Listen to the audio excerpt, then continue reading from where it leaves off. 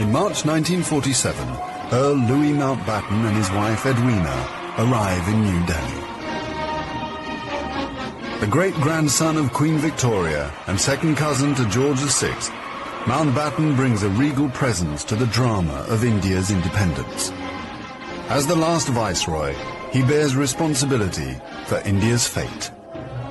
2nd of April, 1947.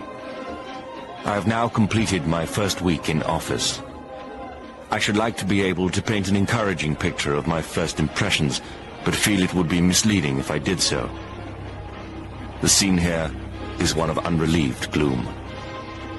At this early stage, I can see little common ground on which to build any agreed solution for the future of India. The only conclusion I have been able to come to is that unless I act quickly, I may well find the real beginnings of a civil war on my hands.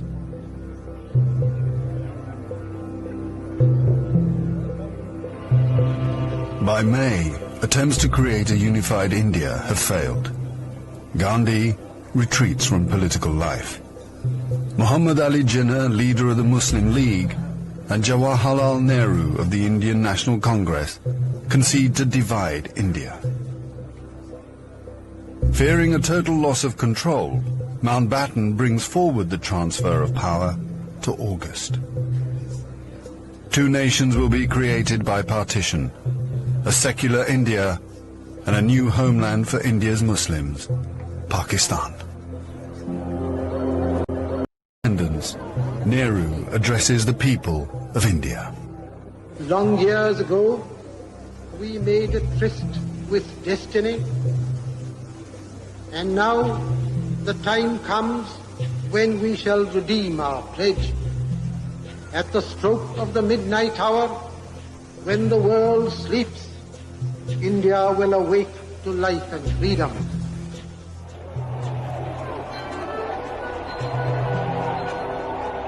The 15th of August, 1947, the British Empire in India has come to an end.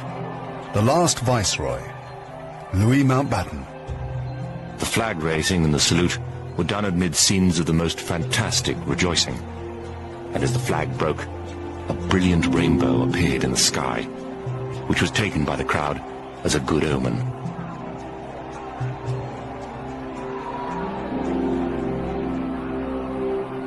Qasim Muhammad. On the 15th of August came freedom. The freedom to burn, loot and murder. While Delhi and Karachi were celebrating, central Punjab was burning.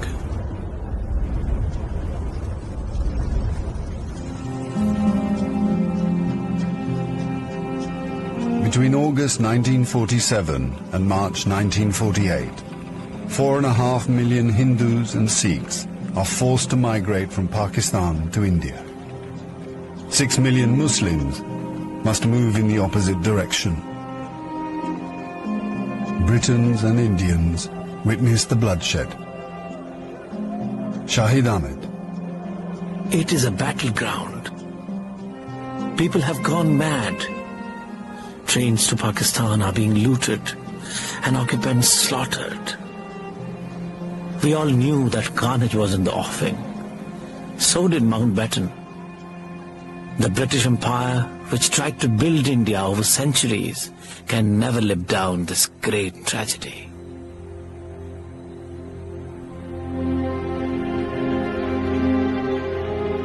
Lieutenant Colonel Hubert Boyd Hudson.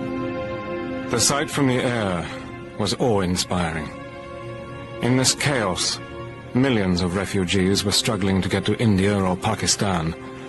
Thousands of others were doing their best to prevent them, murdering them by the hundred. But death is nothing.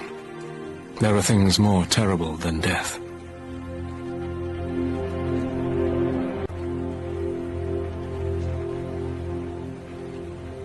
$10 million people are displaced in the partition of India. 1 million are dead.